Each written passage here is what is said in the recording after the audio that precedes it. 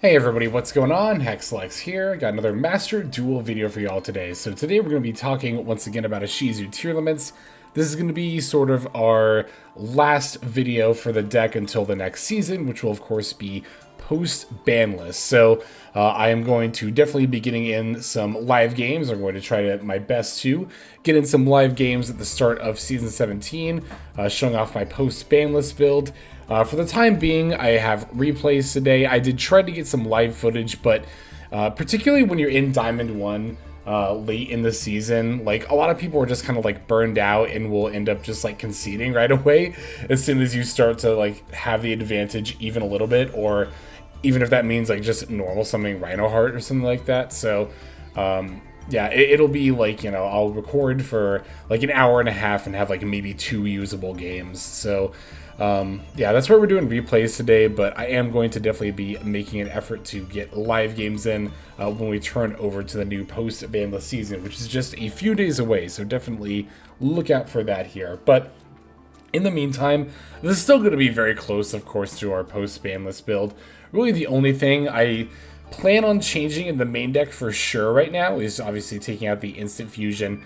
As for what to replace it with, there are of course a few options. I've talked about this recently. If you're looking for just a one-off consistency boosting spell to replace with the Instant Fusion with, there is Foolish Burial Goods. If you're not already playing it, that will also soon be at 1. Also a recent change with the upcoming ban list. There's also reinforcement of the army and Pot of Prosperity. Those are kind of like the main 3 options I see a lot of people turning to with Instant Fusion going, if you're just looking for a nice 1-to-1 replacement there. I'm going to be going with the Foolish Burial Goods. I think that's the best one personally. I think it's the most versatile, and I think it's for that reason that it's the best one. The other 2 do have their merits. Pot of Prosperity is arguably more versatile in that it can find, like, you know, any card. Of course, they have to be among the top 3 cards of your deck. The thing I don't like about Prosperity, as I've mentioned in the past with this deck, is, especially in the mirror match, like, it's hard to know which 3 of these cards to get rid of, because you don't really know which 3 you're gonna, like, not end up using. Like, generally speaking, if you know it's the mirror match, you can get rid of Aussa, you can probably get rid of Bagooska. Beyond that, like, I don't know. It gets really hard even after that. Like, is it Dark? Well, sometimes that comes up. Is it Dragostapelia? You don't summon this like too often in the mirror match, but definitely still can very easily matter in the mirror.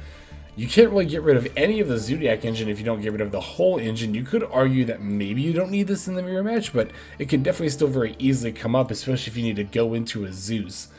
I don't know. That's just like why I don't like Prosperity, especially again in the mirror match. Like, early on in the duel, you don't know exactly which extra deck cards you are or are not going to need, because a lot of them are so situationally dependent. And the early game is also when you most want to activate Prosperity and boost your consistency. For that reason, I just feel like it clashes a little bit too much with, like, just itself in that regard. So I don't like it as much. Reinforcing the army, I think, kind of has, like, the opposite problem, where it's just way too narrow. Rhoda only searches out Reinoheart. Now, to be fair, I say it only searches Reinoheart. It only searches your ideal normal summon, right? It only searches the best way to start off your turn. Of course, Rhoda is very good for that. And you could easily make the argument that Foolish Burial Goods is not nearly as good later in the game. The Reinohearts can be recycled. The, you know, spell and trap cards that you send, not really as much unless you deliberately do so with your shufflers, which isn't always the easiest thing to do.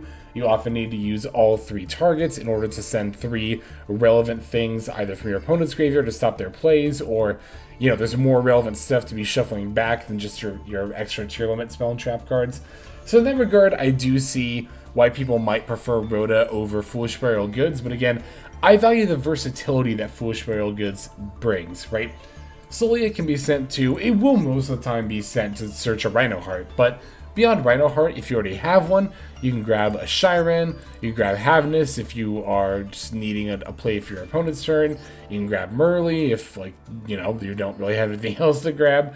Not only that, if you want to, you could even send a Scream to search up one of your trap cards with Foolish Burial Goods, and in some very narrow case uses, you can send the Cryme in order to add back a banished Tearlaments monster.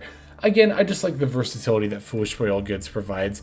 And even when I was playing 2 in my initial build, I didn't really notice like an issue running out of the targets to send with it at pretty much any point in the duel. So yeah, I think it's going to be a clean 1-to-1 replacement for me. But that's going to be for the post-Banlist build, which will be coming up again here in just a few days.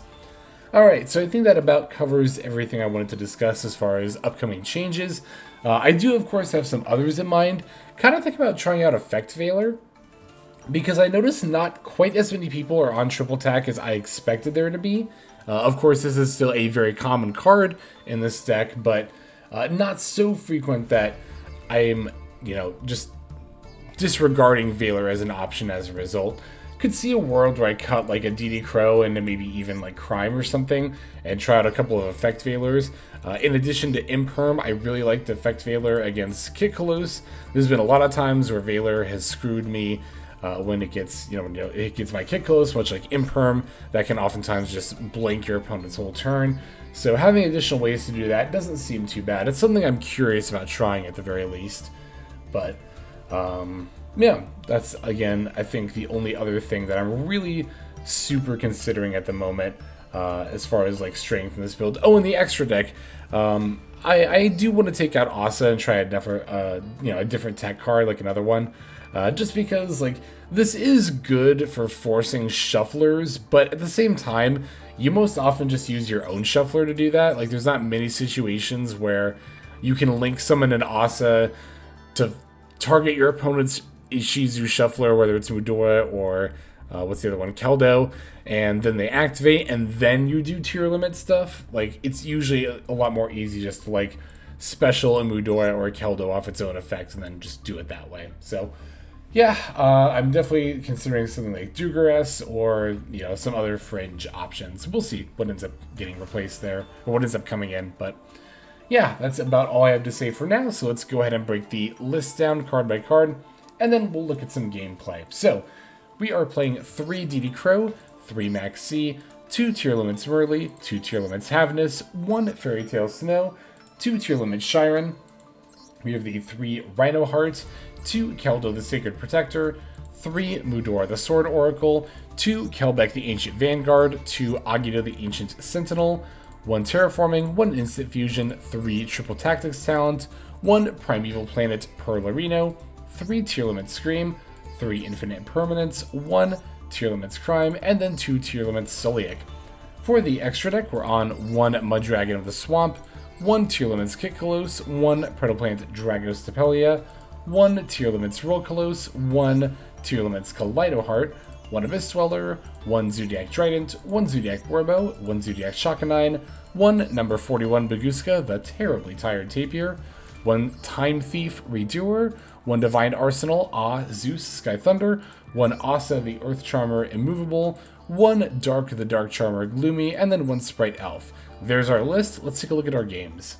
Alright, first up, we're going to have ourselves a mirror match here.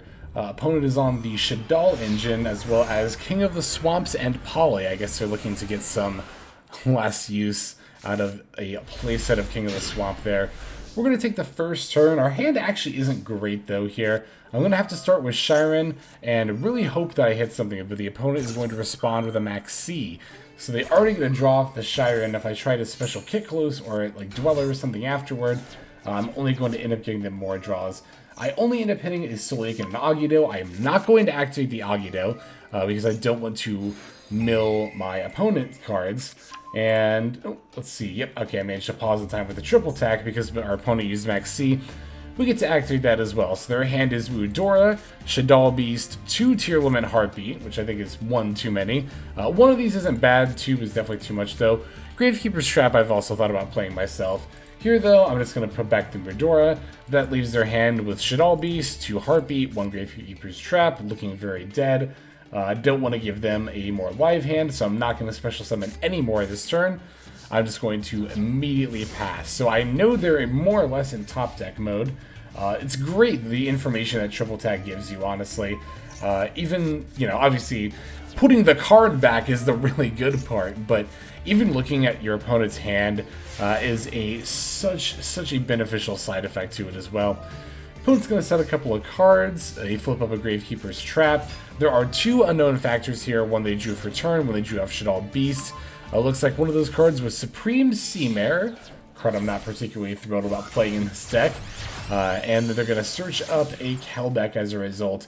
I actually don't really have life plays here. The Havnis doesn't really do anything when summoned on my turn, so I'm just going to normal summon my spare Maxx, link into the Dark Charm of Gloomy, grab their Shaddoll Beast to cut their life points more or less in half, and then pass back over to them. I know they're, again, more or less in top deck mode here, although it does seem they have a Scheiren. I'm going to fire off Maxx and see how they like it. Doing the same thing they did to me turn 1, using Maxx in response to Scheiren. Looks like they are going to end up pitching that Kelbek, and let's see if they activate it. They do. They ended up milling Sulliek, Scream, King of the Swamp, Merrli, Heartbeat, so actually a whole bunch of relevant cards, although not a Heartbeat, they don't have anything to get back. I end up hitting a Mudora, a Cryme, no Tearlaments names banished, but I do have Reinoheart, Scheiren, and Scream, which are all also going to proc here. So, generally speaking, you know how I feel about activating the millers, although to be fair to my opponent in this situation, I don't really know what other choice they had, honestly, as it was very likely I was poised to just win the duel on the follow-up turn, but you know, as a result, I am going to end up going off here. I don't think my opponent hit a miller, did they? Or a shuffler, rather? No, they didn't. Very unlucky for them. That means I get to use Mudora to unequivocally mess up their plays, and they do not get to do the same thing back to me here. Scream's going to add me a Sulliek. Reinoheart's going to summon itself, and then I'll just send it the Havnis in order to get another fusion. But I'll first fuse with the Scheiren and the other Scheiren in my yard for a Kitkallos. Beautiful. Now my opponent's Sulliek procs, they're going to add a Havnis. Not a bad add, because I'm of course going to be activating monster effects on the field. They had a Cryme. I don't know that's going to end up doing a whole lot here, although they could already have a Sulliek, which is might, explain why they added that, although I think even then Scream might be better. They actually end up pitching the Havnis off the Gravekeeper's Trap for a Kelbek. I do agree with searching up a Kelbek here, although I would think you would want the Havnis in your hand, but I guess not. I actually didn't activate the Kitkallos. Oh, that's why they had the Havnis to send, because I didn't activate Kitkallos. Duh. Okay, so that's what it was. That's, yeah, one of the things that can be easy to overlook in a replay like this, but I do get to summon a Rulkallos. My opponent's going to negate it with Sulliek. I'm only chaining here so the game will not ask me constantly if I want to activate a negated Rulkallos. But they will end up getting to fuse with the Scheiren here. The Havnis and the King of the Swamp going into the Kaliedo-Heart. They are still under Maxx, so that will net me a draw. And ultimately, the Kaliedo-Heart is definitely not the worst thing that could happen here. They battle over Dark. I think I would have hit the Reinoheart just because, like, the Dark gets me to search and the Reinoheart will get banished this way. Or maybe battle over Shaddoll Beast so I don't have a beater on my turn. They call Perlerino smart. It is my best top deck. Unless it's in my graveyard already, which I don't think it is. No, it's not. Opponent's got a Cryme to use in response to my Scheiren, but that's completely fine here because I still have Keldo plus Agido. So, honestly, I get to... What do I get to do here? My opponent's got Sulliek, Kaliedo-Heart, and Gravekeeper's Trap. It looks like we actually did end up procking our own... what is it? Wait, did we proc or did they proc? I didn't even catch it. Agido's specialed. Oh, they activated their Kelbek, I see. I was like, yeah, I don't think I would have activated my own Miller during my turn, but we do the Triple Tactics talent, so that is going to force their hand and force them to use the Kaliedo-Heart now. Definitely not nearly as impactful. Plus, I mean, I have a Shuffler, so I can just use that in order to blank this search here. Or the search. Well, pretty much the search. I meant to say the summon, but the summon comes with a Foolish Burial effect that will, proc any Tearlament effect that's sent, so... I mean, yeah, my opponent can send with Gravekeeper's Trap to add Agido if they want, but I'm just moving to battle phase and ending the duel now, so... They're not going to get a chance to summon that. And there we go. There's a nice back and forth mirror match. You know, my opponent managed to blank my turn 1 with Maxx, but the power of Triple Tactics talent made their already pretty abysmal opening hand even worse, which allowed me to steadily keep ahead throughout this duel. So we have a few more duels to look at. Let's go straight into the next one. Alright, this next one's going to be against what I can only really describe as an anti-tier kind of pile. It's like, not quite a stud deck. It doesn't have Barrier Statue and Fossil Dynas, but it's like Dimensional Fissures, Shifter, Solemn Judgments, and then like some Scapegoats, I guess, for some Link plays. I think we might even end up seeing a little bit of that, but cute. They are disguising themselves as a Tearlament deck. That's definitely not going to stop me from going Scream and Reinoheart, but the Shifter absolutely will stop those cards from being effective here. So very rough. I end up banishing the top 4 cards of my deck. I would have loved all these in the graveyard, obviously, but not much I can really do about it now. Just have to set this Sulliek and pass. Looks like my opponent's going to do some digging, upstart into the Pot of Duality. They are playing a Sky Striker core as well. Just the engages, Widow Anchors, and maybe one of the other ones, like a Shark Cannon or something. But they're going to end up setting 3 before passing back over to me. So I'm no longer under talents, and I don't think I'll be eating this DD Crow, so let's go ahead and use my Scheiren's effect. I end up milling a Mudora. Reinoheart I can't use, but the Scream that results hits the Keldo, and that will start off by proccing a few fusers here. Here you can see a little bit more of what my opponent's doing. They have some Floodgates, they have some Evenlies, again the Scapegoats. Just again seems to be an anti-tier sort of pile here. Let's get back the Havnis, and then I'll use Sulliek to add a Reinoheart. Keep in mind this Reinoheart was from last turn. I have not normal summoned or activated Reinoheart's effects yet. Gonna fuse for the Kitkallos. I'll use the Havnis that I added because I need to use the other cards on field, the Scheiren that is, in order to go for the Kaliedo-Heart here.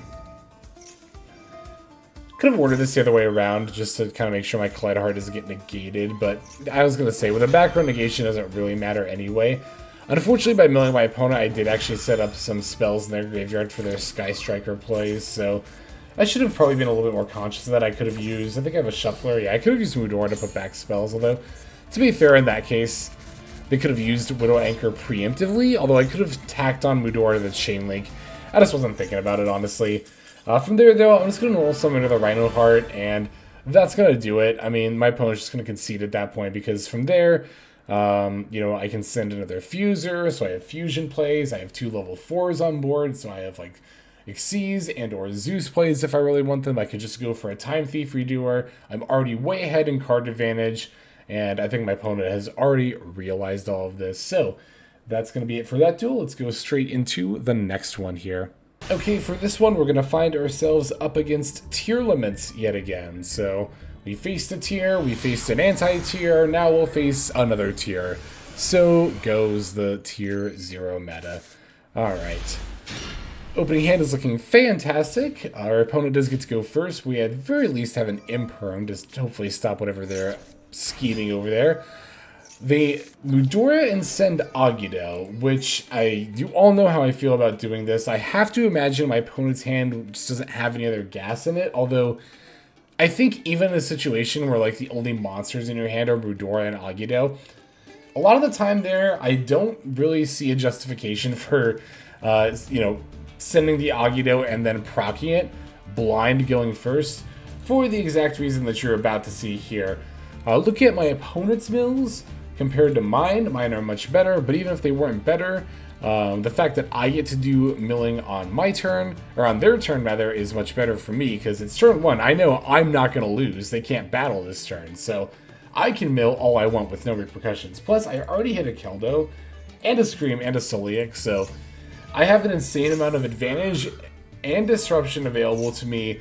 Even more advantage shoot with this Kelbek that's proccing, and it's all thanks to my opponent. Now again, to be fair, my hand was already looking really good if my opponent just like normaled Mudora and then passed, but I don't know.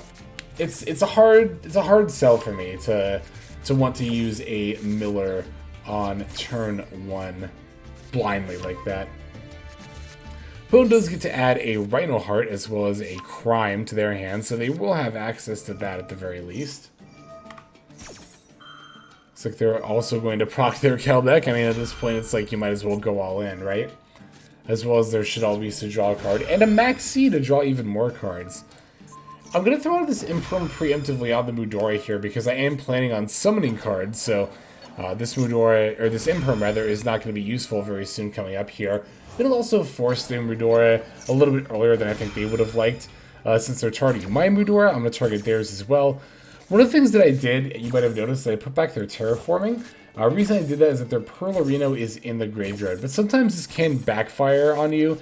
If they end up drawing the Terraforming, then they can use their Shuffler to put back the Perlerino. So, it's something to think about. But I also knew with their Maxx up and the fact that they were going to draw cards this turn, I wanted to see if I could blank any of those draws by giving them a dead card like the Terraforming there. So, you know, they milled an Aerial, they're going to try to banish some of our stuff. We hit a Shuffler, so I'm going to use it on their stuff, including their own Shuffler. They are putting back Perlerino, so that Terraforming actually did just become live. They're going to banish some of my Tearlaments spell and trap cards with the Aerial. That's fine, I don't care about that. Triple attack's a lot scarier, but with this hand, you know, I had enough gas in this hand that I wasn't really too scared of them putting anything in particular back. They put back Havnis. Excuse me here. Sorry about that. They put back Havnis, which here, I don't know, it's like, yeah, I haven't used Havnis' in-hand effect yet, but I've already tried to fuse with, I think, 2 different fusers so far.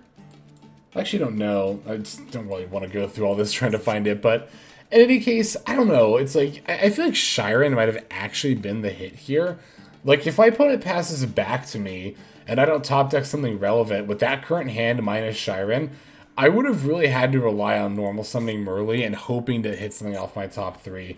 Like, I feel like that might have been a nice point to end the, like, wind down towards the end of the turn there, but I can definitely see why they would put back Havnis as well. So here's where it actually comes up. The Terraforming that I put back is actually going to come back to bite me in the ass a little bit. They did end up drawing it, but they were able to put back their own Perlerino afterwards with a Shuffler. So now they get to activate it, add a Merrli, because they already have the Reinoheart, which they are now normal summoning.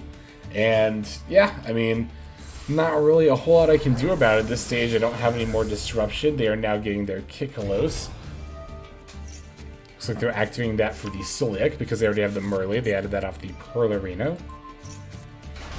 Alright, there is the Merrli. Now Kitkallos and Merrli are both going to proc mill 8, feeling great, although my opponent has already tried to activate more than their fair share of the effects themselves.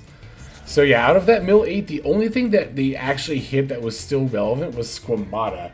So this is actually a point where my opponent might have considered pivoting and doing maybe a bit of a different line rather than just the mill 8 one. Although to be fair, they don't really have too much to work with as far as fusers in the graveyard. They do have a Diviner of the Heralds. I don't know, maybe they could have tried a Sprite Elf play. But yeah, milling 8 when you've already used so many graveyard effects throughout the turn results in what would ordinarily be great mills and not really doing a whole lot here. So they're going to pass back to me with a not super great board state, especially compared to how, honestly, amazing my hand is. I get to start off with the Keldo and the Mudora. Even better, I get to preemptively put back their Shufflers. I'll hit also their Shadal cards just in case they're going to try some shenanigans with summoning Winda during this turn.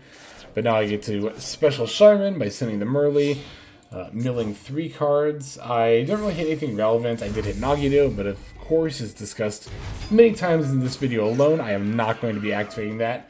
My opponent does have a Sulliek for the Kitkallos that is fairly annoying, but not the end of the world at all. They send the Merrli, and they're going to try to activate, but I do have the DD Crow here, so I get to just blanket that way.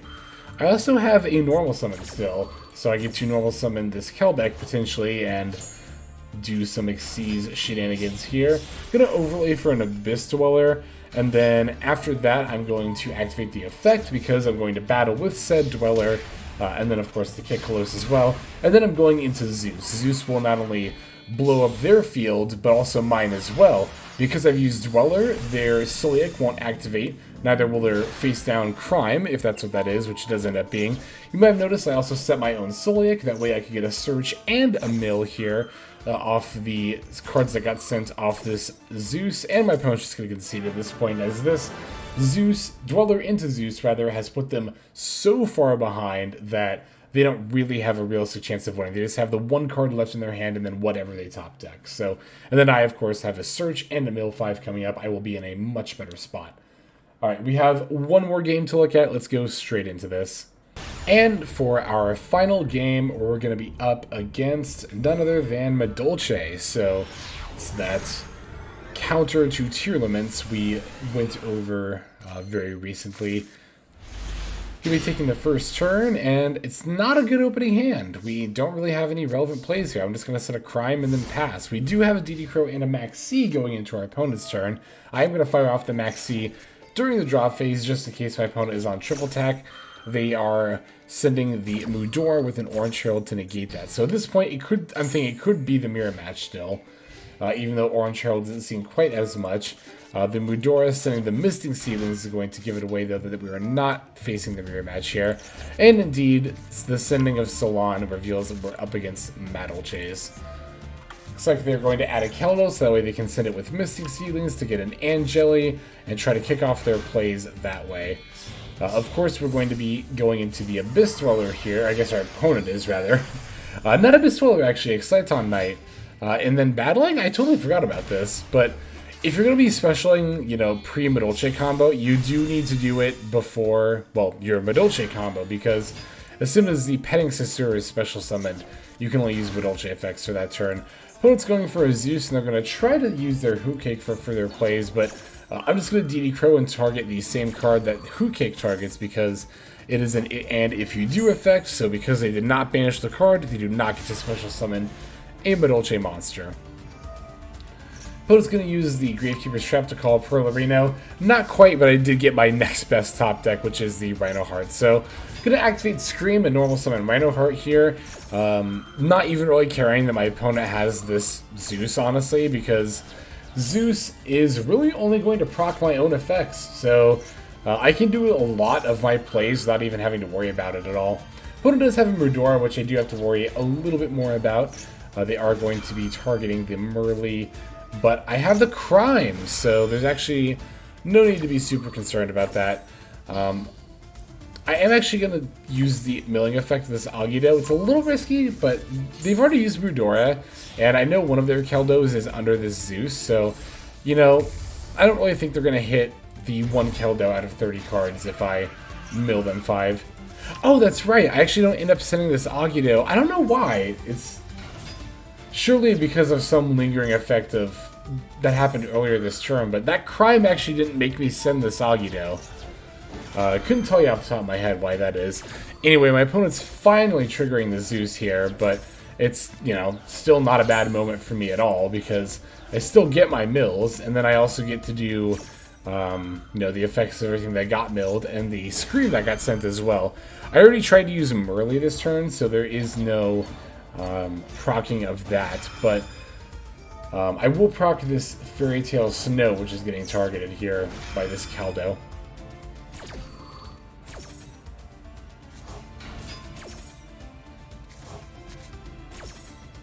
Okay, so Scream is going to search up the Sulliek.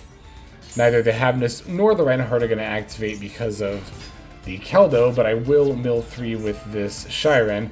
This will give me a chance to mill with Agido as well as the Kelbek that I hit off the top 3, so absolutely a milling 10 here. We do hit some more Tearlament names, and our opponent does not end up hitting that Keldo that's in their deck. They, of course, have already used Keldo anyway. So even if they did, it still wouldn't have mattered, and they end up ultimately conceding afterward, as it's going to be very simple work for me to get rid of that Zeus and have some relevant cards on board to my opponent, who would have been in total top deck mode following that turn. So there are our games. Our last games with this current iteration of Tearlaments. Not that, frankly, the new one will be very different at all, but I suppose it is still a format change nonetheless. So, thank you for watching these games. Let's go ahead and move now to our outro. Alright everybody, thank you so much for watching all the way to the very end of the video like this. That means a whole lot to me. Not just personally, but it's also a great way of supporting the channel as well. If you're interested in supporting the channel in other means, you can of course feel free to comment and or subscribe right here on YouTube. I'm always looking to the comments section. You guys leave some pretty awesome feedback as far as like constructive criticism goes when it comes to deck building, gameplay, channel content, all that stuff. So feel free to leave your opinion down there. I will be sure to take a look at that there. And then subscribing is going to be the best way to get notifications of when these videos drop. That does happen every day, by the way, so if you're looking for daily Master Duel content, you've come to the right place. And there are more places where you can get some daily Master Duel content. If you check out the description below, follow the top link over to my Patreon page. There for just $5 a month, which is as much as you pay for a booster pack. You'll find a lot more value than a pack full of filler over there. We've got some previews for content upcoming here on the channel. We've got some exclusive games that are only posted over on Patreon over there. We've got some Q&As, and then you can also have your name featured in this lovely credit sequence where I thank all of the people who are helping contribute over there on Patreon. It's a huge support to the channel, and it really means a lot as well. So thank you everyone who is donating that is featured here on screen. And again, you know, it's not just a pure donation. You do get some more daily Master Duel content over there just for being a part of the Patreon. But I think that's about all the time that I have for today's video. Once again, I just want to thank you so very much for sticking all the way to the end of the video. Again, it just means a lot, as I do put a decent amount of work into getting these videos out every single day. But that's about all the time that I've got for now. So without further ado, this is Xlex. I'm signing out, and I hope you have a fantastic day.